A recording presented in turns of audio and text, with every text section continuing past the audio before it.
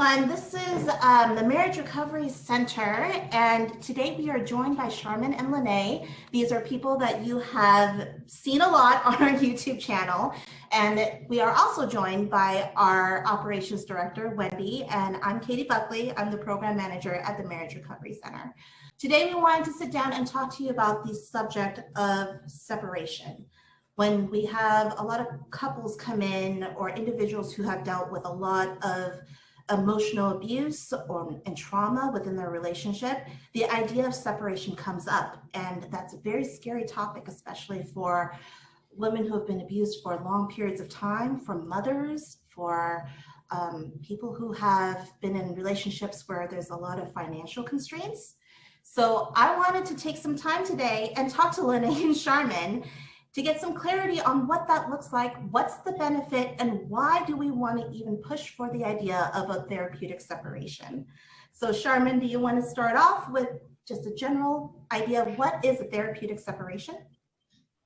Yeah, first I just wanted to make a comment on that. The fear of separating, it sounds like such a scary thing, but what I have noticed more often than not, that for there to be any chance of fixing something in a relationship, a separation is one of the most vital parts of that process most of the time, because the two people are too close, too enmeshed, have too much going on that they can't clear their heads about what's really going on, how to change anything, how to even look at anything different, because they're too busy trying to survive too close together. And so separation actually is one of the key elements that helps clear the air and refocus so that they can even begin to re-engage in the context of having a conversation.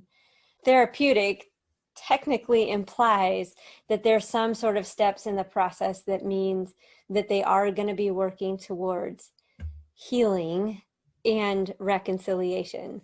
Although it doesn't guarantee that, it just provides the framework and the structure for that to happen. And so I also say that a therapeutic separation is important in the context of a lot of volatility, simply because it creates some safety, some space between the two people in order to not be constantly poking at each other back and forth, responding, reacting in ways that aren't well. And so it provides that space so that they can look at what is it they're really asking for that has to be different. Like, what is it that has to be different? And they're not just stuck in arguing about what's been going on, and gives them some time to brainstorm and think and all of that as well. So the other thing I wanted to say was, statistically speaking, statistics say that most separations lead to divorce.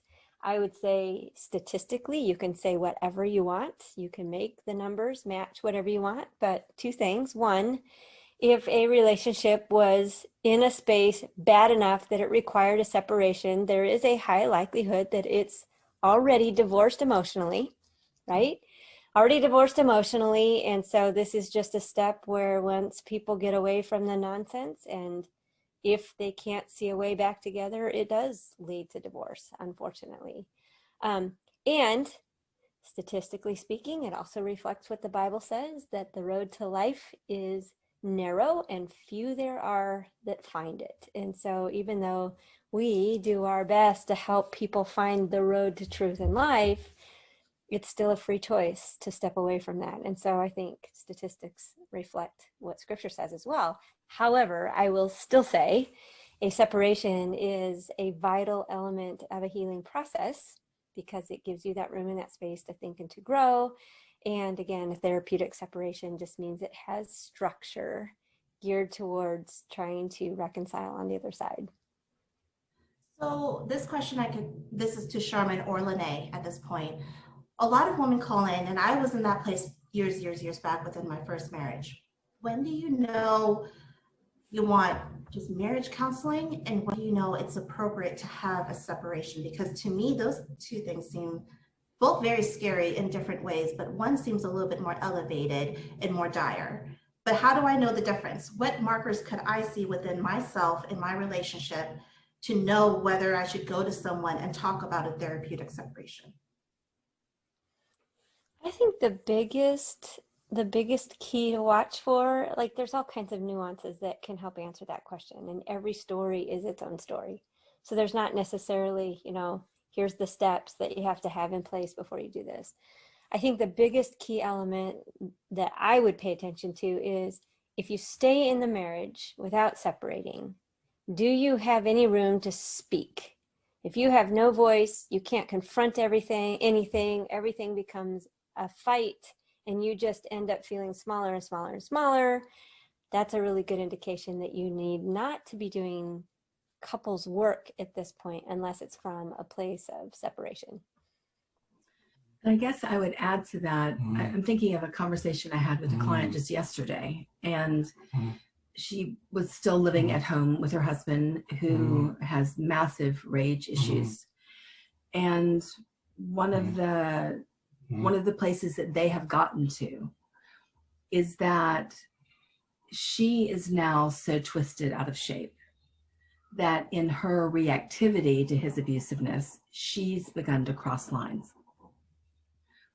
that damage her own sense of integrity, and this is me thinking strategically, lines that give him ammunition for him to say, look at you, you're no better than me.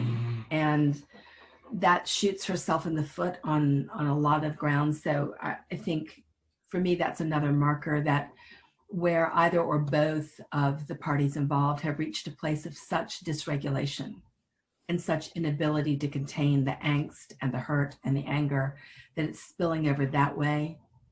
For the good of everyone concerned, it's time to go ahead and move towards separation.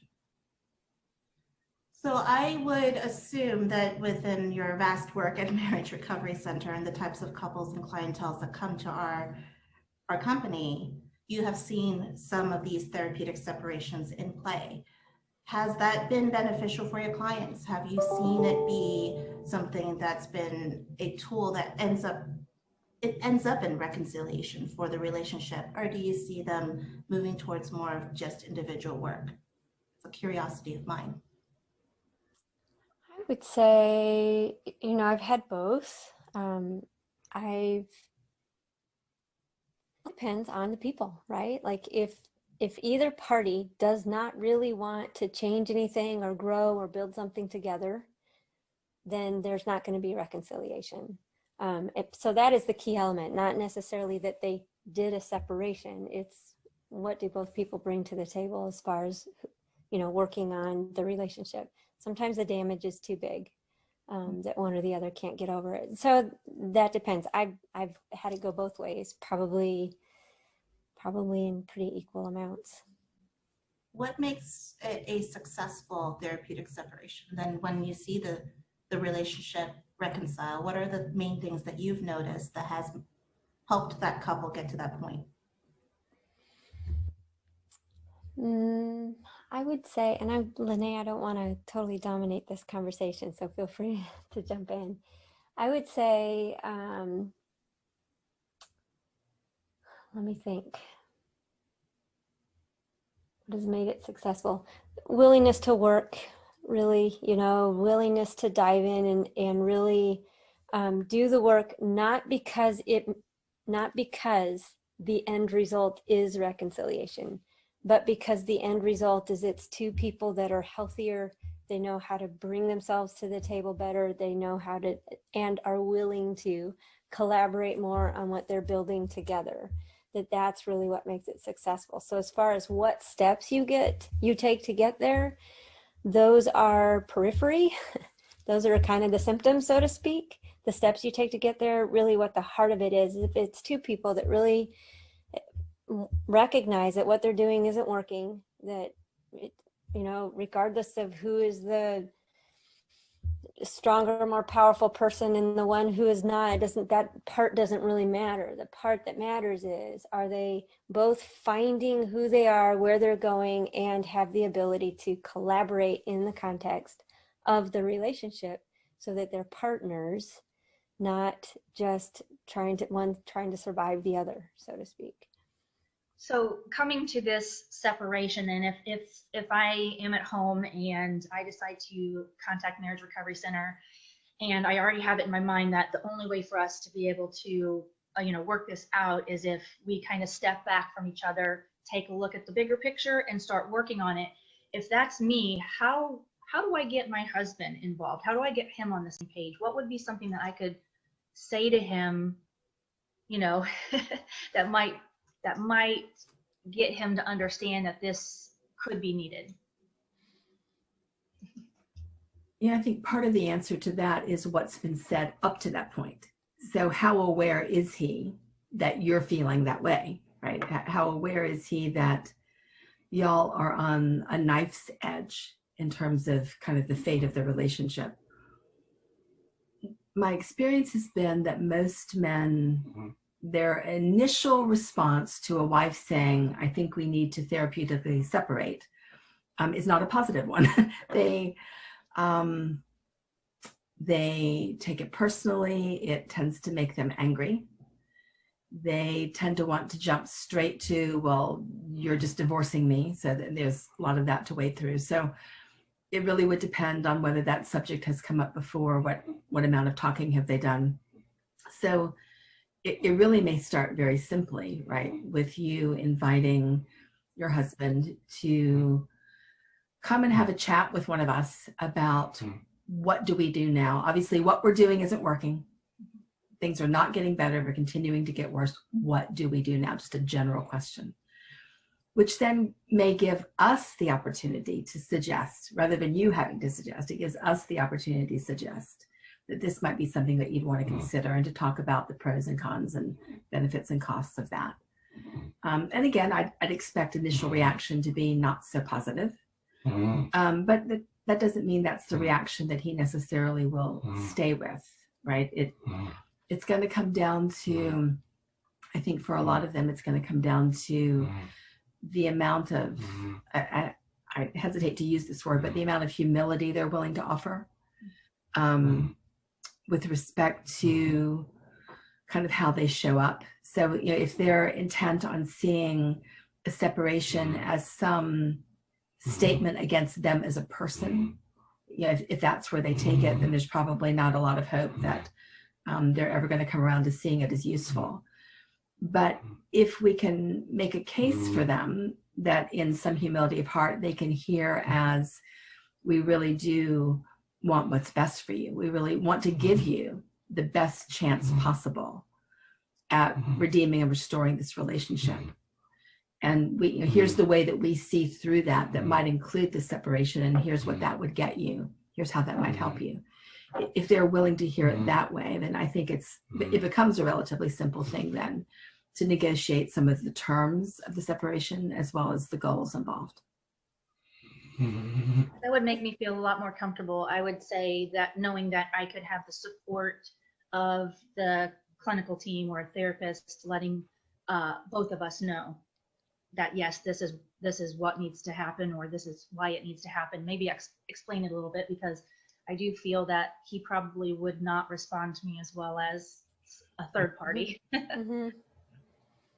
Yeah, I would add to that too, as long as one or the other, and in the case of most of the people that we work with, the men are more interested in dominating and controlling the other person's life, the less likely there's going to be any change, right? And so helping him to see that, as long as you're all about coercing and demanding and, making her world smaller and smaller so that, all she has is you're actually going to destroy the relationship. So that would be something I would address with him. But as far as, how to have her have the words to tell him she's done, or just to instigate some sort of a therapeutic separation, I think it is way more direct and meaningful for her to use I statements and talk about her own self. So not we statements, we need this, right? But I statements, I'm no longer going to stay in what is. I'm no longer going to put up with what's been happening here. I've asked you a million times to stop calling me names or yelling at me or, you know, whatever the abuse is, whatever the damage is. So using I statements, I'm not going to do this. And because you won't stop, I'm put in a place to have to consider making my own safe space. But I'm totally open to us working on this to see if you can become the kind of person that I want to be around, because right now you're not. And so framing it in those kinds of terms, when you're dealing with someone who's used to dominating and having all the power and control, framing it in those terms, you're still leaving him all the power and control over himself. You're just removing yourself from that, but you're not telling him what to do. You're saying, you know what, if you don't want to change anything, that's fine, but I am responsible for my own self, and you've put me in a place where I have to protect my own heart from you.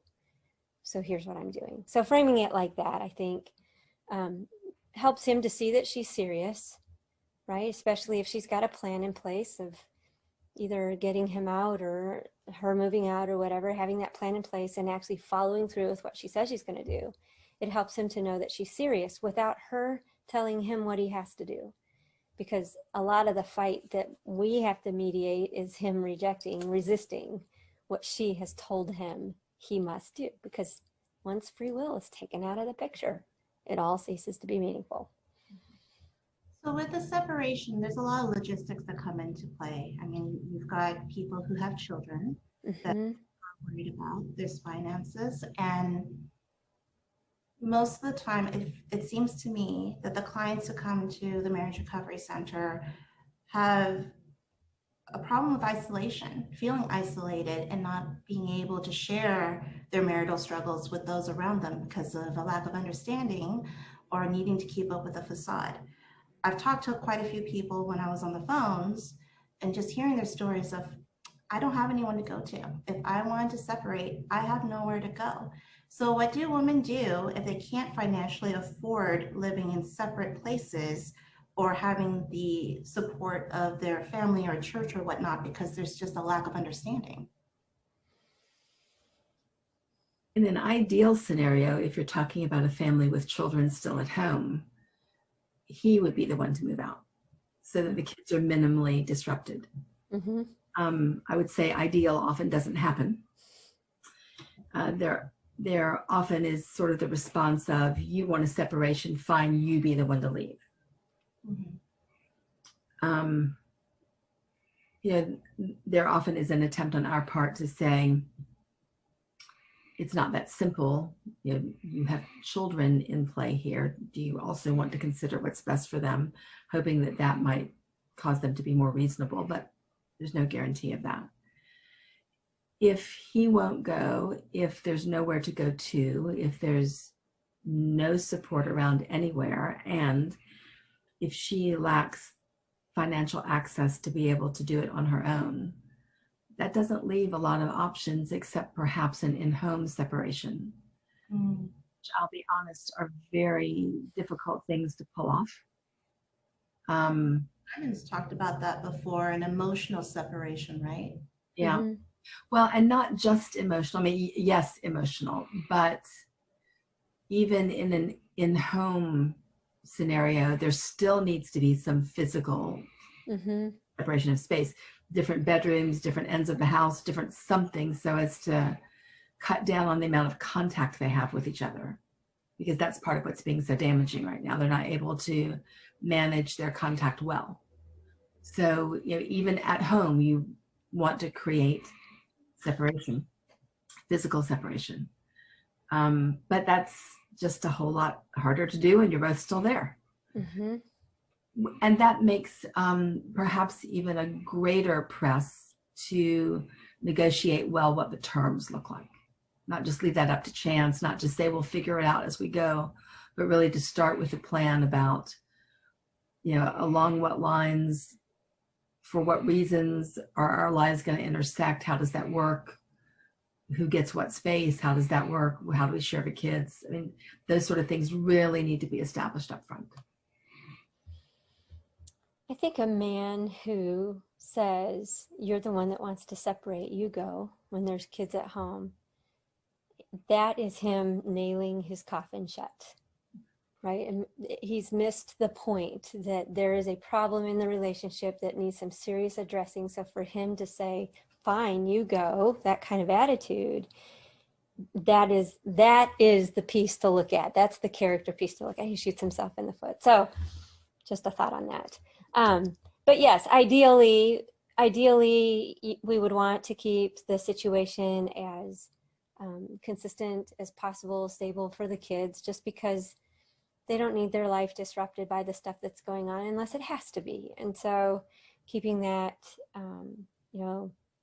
is not that you want to totally protect them from what's going on, because they are being impacted and they're going to feel way more settled, not because you tell them what's going on, but that you're real with them about what they can expect and what you expect of them and how they fit into this, and to have room to talk about how they're being impacted. So that brings some stability too, even though I know that sounds kind of counterintuitive to talk to your kids about what's going on. But in as much as you can, you want to try to keep it as stable for them.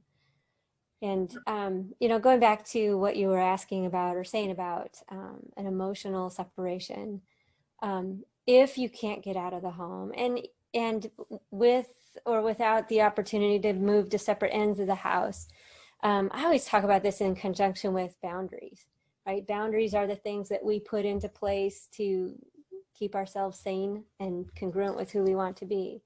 And this emotional separation can actually be a really good boundary, because it's you in your head, not going round and round and round and round with him, with the relationship, with what's going on. It's just a way of kind of pushing that stuff aside so that you have room in your head, space in your head to think, to clear your head, to focus on what is good and right and true, not because you're ignoring all of that stuff. Some of it does have to be dealt with, but much of what we allow in our head, thinking for him, trying to play private detective with him, the forensics of trying to establish exactly where he is when and who he talked to and what he's doing with the money, and like all of those things that we can get so tied up in actually are no benefit whatsoever to our own lives. None. Because we don't know what's going on. And so we're going to fill in the blanks with suspicion, with negativity. We're going to connect dots that don't really, like, they might look sense on paper, but they aren't really the truth. And so an emotional separation looks like dumping all of that stuff and dealing just with what is true. So doing that in the home, even if he won't separate or there's no space to sleep in a different bed or whatever, that at least gives you a little bit of space and puts you in a place to actually be thinking about your own steps rather than to be so consumed with trying to walk somebody else's steps. And I think that's one of the frustrations that we have as a whole, wanting to advocate for women to get to a place of self-healing and just becoming more themselves. Their identity has been stripped away through years of abuse. And now, in order to get them to engage in any help for themselves, it's so focused on whether he will change, whether he would X, Y, and Z. When, as the abused spouse, you are hurt, you are broken, you are in need of help. So how do you use that time during the separation to focus on that? Because I know, like, back then when I was in a toxic relationship, I was so focused on him changing. I wasn't focused on me, and I wanted to see him change before I even go towards me. I want all my resources to go to him before working on me. So how do we equalize that to make sure that the person who needs help, me in that situation, is advocated for? And how do I get to a place where I don't think it's selfish to want to take care of myself? I always go back to that proverb that says, above all else, guard your own heart, for it is the wellspring of life, right? When we stand before God and give an account for our life someday, we're giving account for our steps, what we chose to do, what our character is.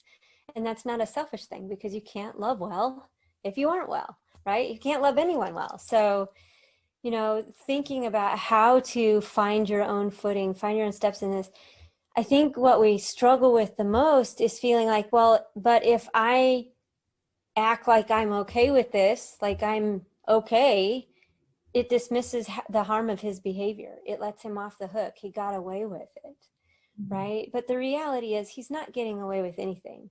The relationship is still broken. Just because you're a healthier person doesn't mean that that relationship got fixed. He still has his work to do. And yet you have to be healthy. Like, that is your prerogative, to find your footing, to find life, to be able to have something to bring to the table. And even though it seems like it would be so simple if he would just stop the harm, right? If he would just stop the harm, it'd be so simple.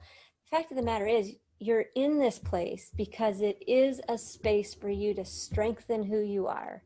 And because it's so harmful, that's also indicating to you that there's a lot of work that you need to do to not allow yourself to be in a harmful space, or not to allow harm to come against you. You know, that kind of space where it's not that you control the circumstances or the people, but you manage you in the middle of the circumstances and the people. And there is a responsibility there to do that from a place of health and steadfastness. Don't you feel that's a necessity also, whether they decide to do the separation or not? Oh, yeah. I feel that the woman needs to realize that, yes, there is work that you need to do. And a lot of times the clients that come to us, that's hard for them to hear because they have been abused. They've been hearing all this. So for you to tell them, you need to work on yourself. What are some of the things that you can do with that client to make them realize that, okay, this is going to strengthen me. This is not going to bring me down. It's not going to point out my faults and, all that kind of stuff that I've already been told over and over again. So right. I actually don't think that that's all that hard to do, because the message from us to our clients isn't to say, here's how broken we see you being, right? It's more to invite them to say, here are the pieces of me I've lost. Here are the things about me I missed. Here are the ways I'm showing up that I feel ashamed of. Here, I mean, they can identify for themselves easily. They can identify, here's what I see the pain has done to me. Here's how I see my thinking has changed. Here's how I see my stress coping has been diminished. Here, I mean, they're able to say that. And I've yet to meet a woman who doesn't come to me feeling some level of mournfulness and grief over being a lesser version of herself as a result of what's happened to her in the relationship. So you start there. And I would feel that it's that strength for that woman to get back or regain or find herself again would be important for any relationship that she has with her children, with her family, anything that's been broken along this path.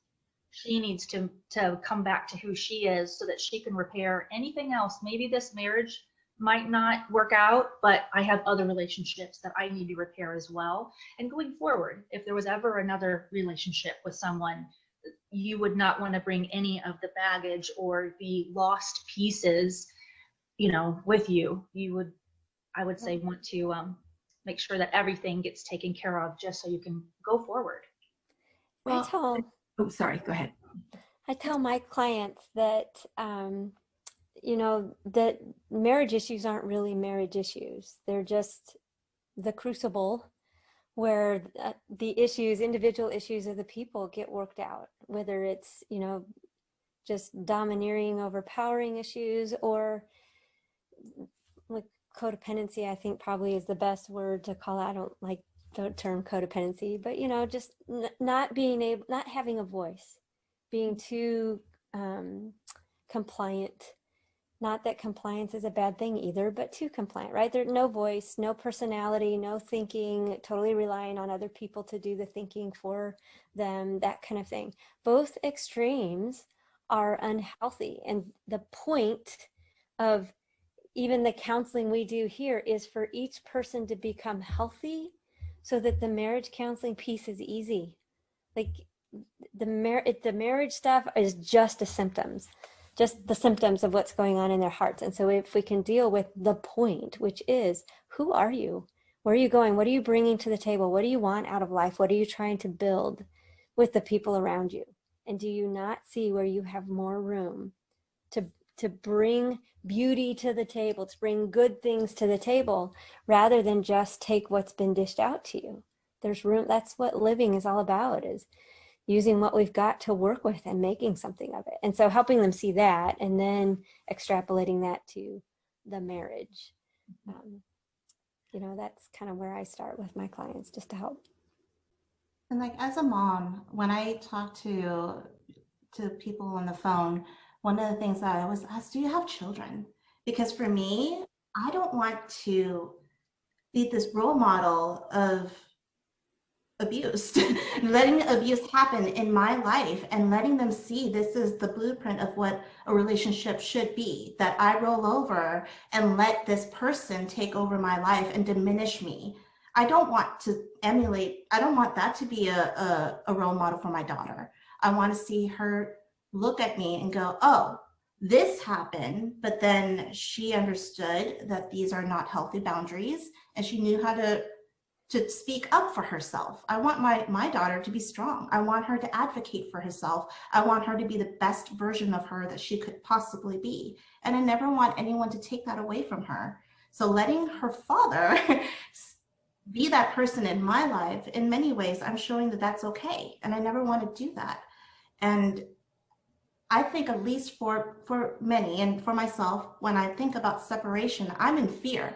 I'm in fear that I'm failing as a mom to let this child go through all this turmoil and have their childhood be disrupted.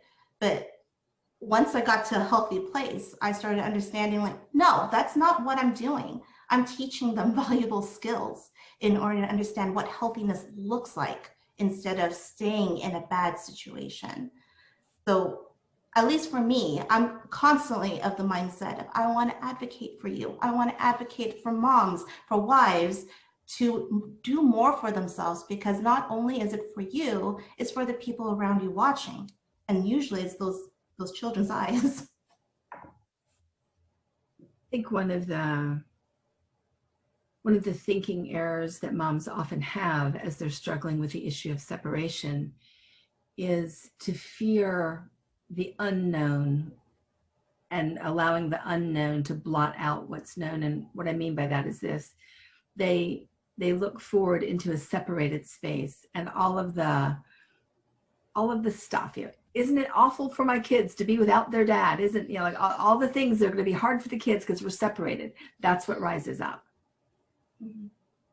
But they totally overlook the harm that's being done in the present space. It's because the unknown fear seems larger than the known thing. And so they really gravitate just to kind of that view. A lot of them really need help seeing what's the current damage look like for your kids. Mm-hmm. What happens if you do nothing? Yep. And it's not, it certainly is the role model issue. I love that you brought that up, the precedent that you said. But it's also the confusion that children live with in the present, and their struggle to process what they see and what they hear, and the underlying tension, the underlying currents that aren't being spoken about but are still being perceived at some level. But they don't have words for that, and they don't have framework for that. Absolutely. I mean, I grew up in a very volatile childhood because my parents, they were at each other all the time. I grew up not knowing what a family dinner really looked like. It was just constantly fighting. And it wasn't until I was old enough to understand what was really happening to go to my mom and say, you guys need to separate, you guys need a divorce. This is not working. This household is not working. And my mom was trying really hard. I mean, we come from an Asian family, so divorce, making the kids go through a divorce, all of that is even more taboo, even more looked down upon. So for her, culturally, she's trying to keep strong, not for her relationship with my dad, but for me. So for me to go to her and say, this isn't working, is the ability for her to say, okay, you're right, let's go and move forward. And I need to tell you, as a child, I was in 5th grade at that time. And I saw the night and day difference in my mom, and I saw a shift in my family. All of a sudden, we were able to have healthier conversations. When my dad stepped out of the house, we were able to breathe. I was able to grow and become a stronger person because I'm not constantly living in fear. So I bring that up mostly because from a child perspective, it was difficult to be a child in a relationship that is in conflict, in high conflict. Mm-hmm. You brought up another thing, Katie, that is really important, which is the fear of culture and religion. Those are huge, and they play a huge part, I'm sure, in our clients' decisions on what to do and how to move forward. And that's sad because that's not allowing them to heal. It's not allowing them to move forward because their fears, again, like you said, Lenne, it's worse fear of what is my culture going to say about this? What is my church going to say about this? So, especially as a Christian woman, right, guys? Mm-hmm. I used to be a director for the Protestant parish, and when I was going through my divorce, I'd had women come up to me and say, "How dare you, as a woman of God, do this to your family?" They didn't know any of the details of what happened. I was judged just based on that one fact. That's all they heard. So I can't imagine the fear that our clients go through, Mm-hmm. being judged by the church family that's supposed to support them through their worst. And I felt isolated just from those kind of comments. So yeah, I think this has been a really good discussion because these are the kinds of questions, kinds of topics that we talk about a lot, because by the time people come to the Marriage Recovery Center, it's usually as a last resort. So definitely a common question. But if someone is listening to this and they want more information, or even if you don't have the funds to pay for sessions with us, we have a ton of content on our YouTube channel, the Marriage Recovery Center YouTube channel, and any of our client care team would love to talk with you as well, fill in, some questions and that kind of thing. So feel free to contact us and let's see how we can help.